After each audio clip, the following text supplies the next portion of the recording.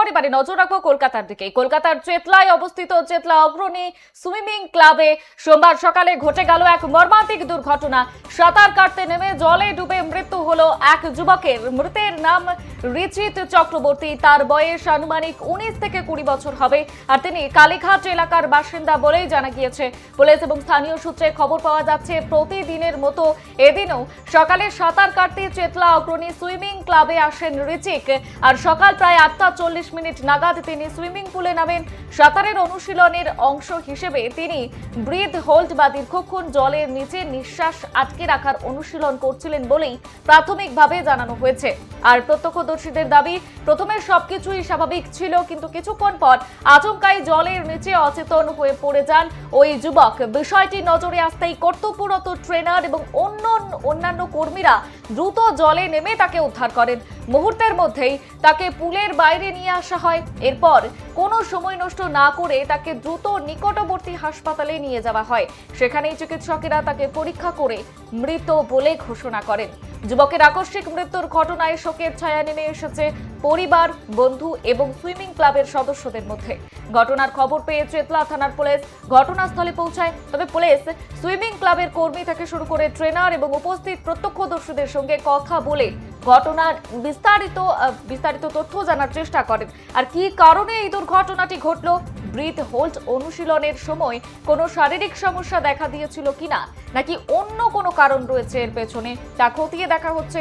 তবে পুলিশ সূত্রে জানা গিয়েছে, মৃত্যুর সঠিক কারণ জানতে দেহ ময়না তদন্তে পাঠানো হতে পারে। পাশাপাশি সুইমিং পুলের নিরাপত্তা ব্যবস্থা, ঘটনাকালীন পরিস্থিতি এবং উদ্ধার প্রক্রিয়া নিয়েও তদন্ত চলছে।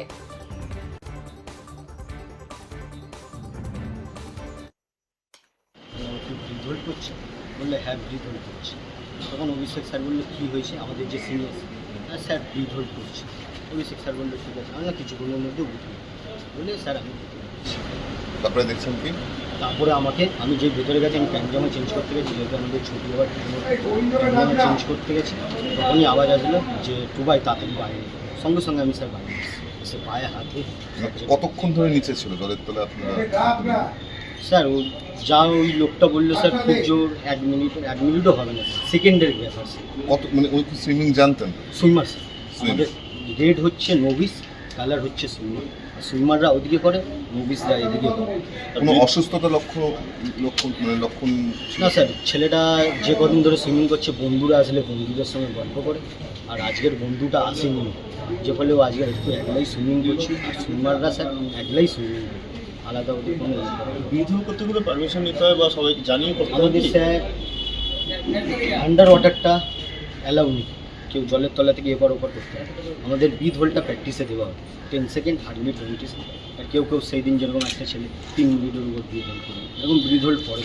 আমরা প্র্যাকটিসে ব্রিথ হোল্ড দিয়ে তো বলে করে আজকে কি বলা ছিল তাকে, বা সে কি বলেছিল না বিদ্যুৎ স্টার্ট করতে? না, এটা কোনো বলা হয়নি, কোনো দিনই কাউকে বলেনি। এত বছর যে ফুল হচ্ছে কাউকে বলেনি যে আমি ব্রিথ হোল্ড করছি। যে যার নিজের মতন করে। আর আমরা যখন প্র্যাকটিস, আমরা দায়িত্বের সঙ্গে প্র্যাকটিস। সময়টা কতক্ষণ ছিল আর ও কতক্ষণ বিদ্যুৎ করেছিল? স্যার সেই টাইমটা আমি ঠিকঠাক করে বলতে পারবো না। আমাকে ডেকেছে, আর আমিও এমনিও ওদিকে যাচ্ছিলাম, যেহেতু আমি চেঞ্জ করি।